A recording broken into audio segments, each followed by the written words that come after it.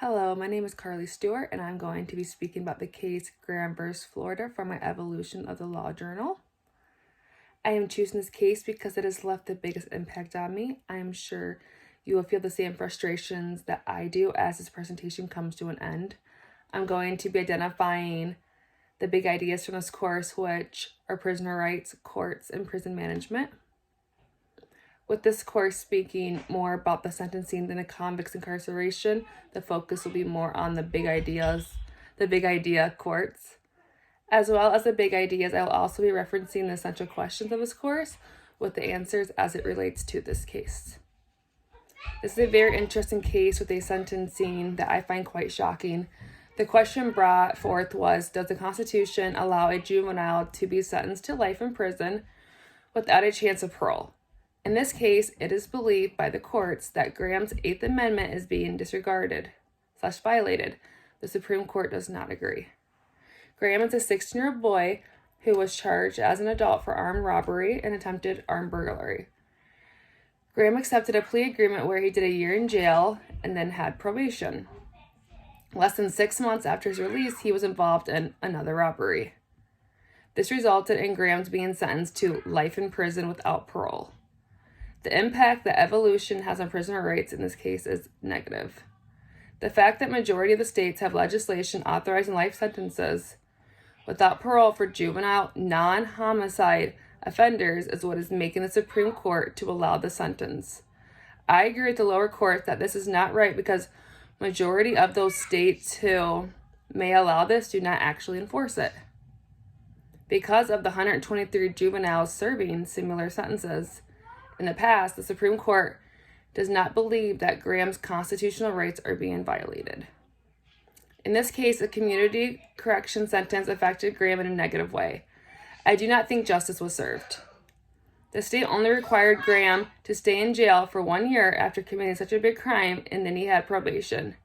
Graham should have received a longer stay in order to truly learn his lesson, because look what happened just 6 months later. How is the state going to go from giving him 1 year locked up to life in prison without parole? This is a huge difference.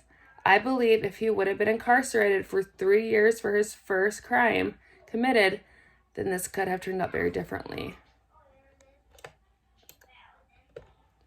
This goes along with how risk management pertains to the corrections issues in this selection. This is a teenager who has shown obvious signs of high risk considering the severity of his crimes. I think the state could have done better. I think he could have been rehabilitated if things were done properly. This case did not speak about facility policies. This section spoke about the sentencing rather than the convict's experience in the facility. With that said, I do think it is important for the correctional officers to keep an extra close eye on Graham when he enters prison. This is because of his young age, putting him at a huge disadvantage. The policies that include humane treatment are of significant importance to this case because he is young and may not be as strong mentally or physically, no matter how bad he likes to act. All policies being followed are important. Graham's legal rights will affect the correctional facility by the officer having to deal with a know-it-all teenager who literally has nothing to lose now and therefore is guaranteed to stir up trouble. He has rights, and I'm sure he will take any possible chance he has at filing a lawsuit with him serving this much time. As I mentioned earlier, Graham is a teenager being placed in prison whose main population consists of men. The influence of prison management and public safety is significant. This bad boy is going to get cocky, and these men are not going to accept that type of behavior. Graham is also a big target for sexual abuse against those men. Without proper prison management, things will turn ugly very quickly. Okay, so something I have learned about the big ideas that I want to teach the class while working on this case, Graham vs. Florida, is how the Supreme Court takes cases and compares them to other cases, to other state laws and cases while deciding what to determine. Earlier in my speech, I briefly spoke about this, but I want to elaborate because it is important to understand the numbers in order to realize how preposterous the sentencing really is. According to the U.S. Supreme Court, this case implicates a particular sentence as it applies to an entire class of offenders who have committed a range of crimes.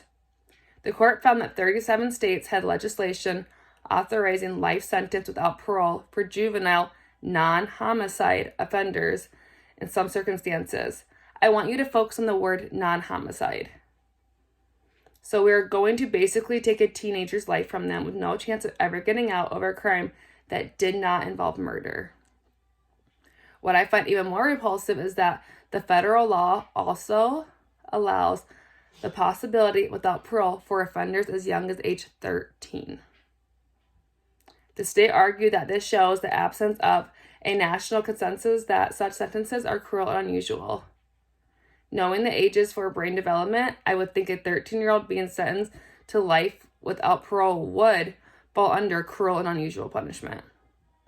The court disagreed, saying examination of actual sentencing practice in the authorizing states shows a consensus against its use, that only 109 juvenile offenders were serving such sentences.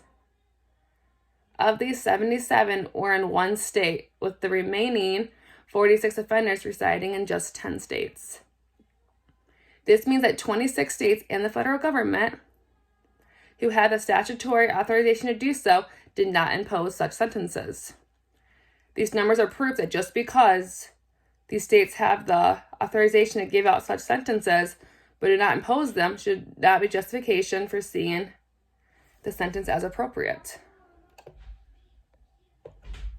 Now this teen boy will have absolutely no chance of rehabilitation to a brighter future outside of the prison walls over a sentence that is rarely imposed. Just because you have the ability or power to do something does not mean you should. This applies in many areas of life. Thank you for listening.